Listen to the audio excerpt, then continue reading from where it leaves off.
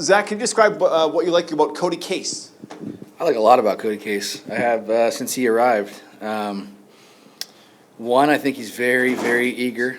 Works his tail off. Has his entire time since being here. Obviously, when you get the ball in his hands, he's a returner as well, so he can do things with the ball. But super smart guy. I think he has really high football IQ. Like, you don't have to really tell him, what you're looking for on a route. Depending on man or zone coverage, he kind of intuitively gets it. So, excited for him and this opportunity. He's been working, hard for a long time for it. So, I think he's going to do really well. And again, he's a great player. As an offense, do you try to replace Dalton Schoen, or how does that actually work? Yeah, I mean, how I feel about Dalton. So, it's never going to be the same. Like, when you're game planning for things, right? Because there's just a lot of things that him and I have done together, on a football field and in practice that kind of is just unspoken. So you don't have to really plan for a lot of it, But yeah, you find different ways, right? And Cody has a different skill set than Dalton does, and moving some guys around into other places to compensate is something that you don't want to have to do, but it's kind of makes the week of planning fun. Trying to move those pieces around a little bit. But yeah, it's I don't want to talk about Dalton too much. It just makes me sad. The touchdown you guys eventually got at the end of the game, was there residual value to that?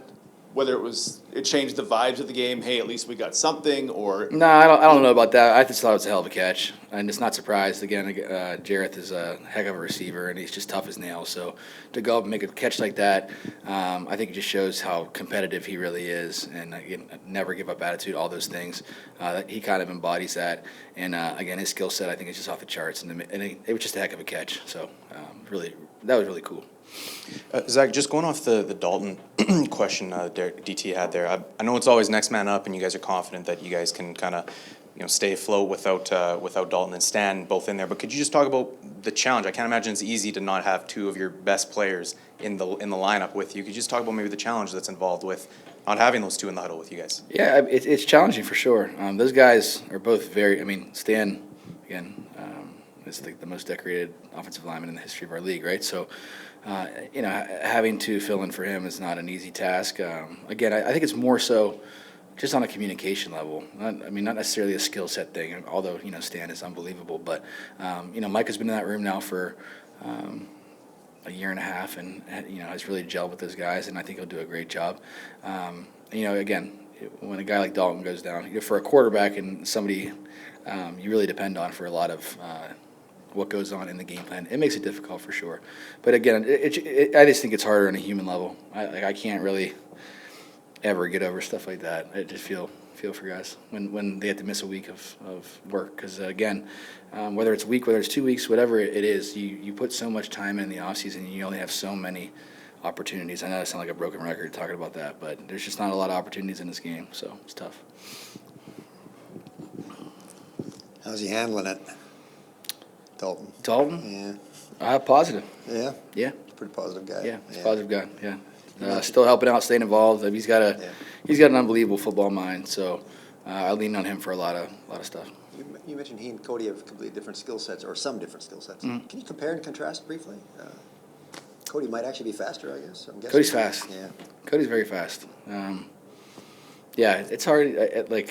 It's hard to compare him. Like, I'm not a scout or anything like that, but yeah, Dalton's a bigger guy, obviously. But Cody's, we'll see.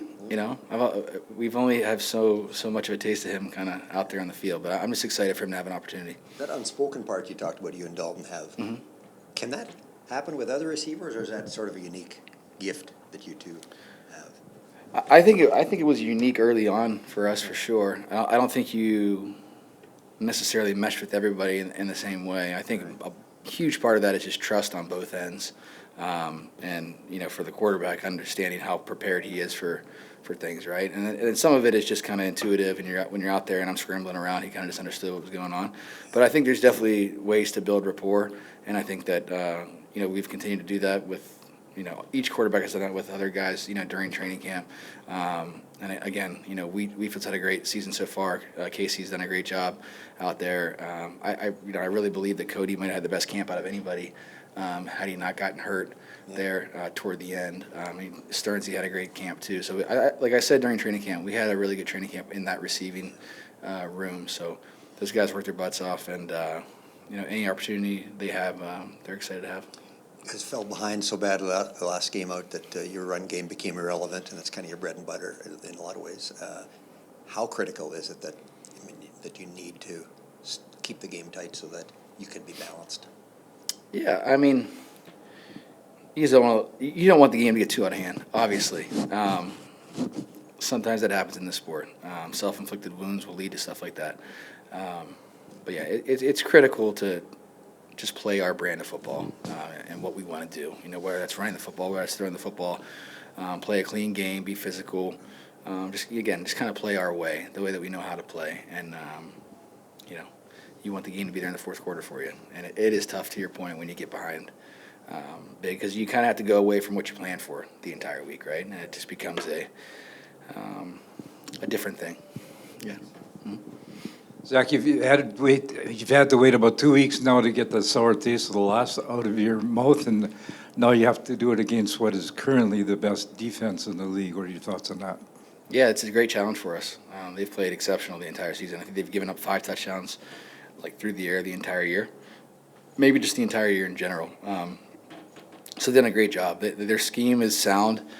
They play it very well. I think they do a good job of mixing pressures in, throughout drives.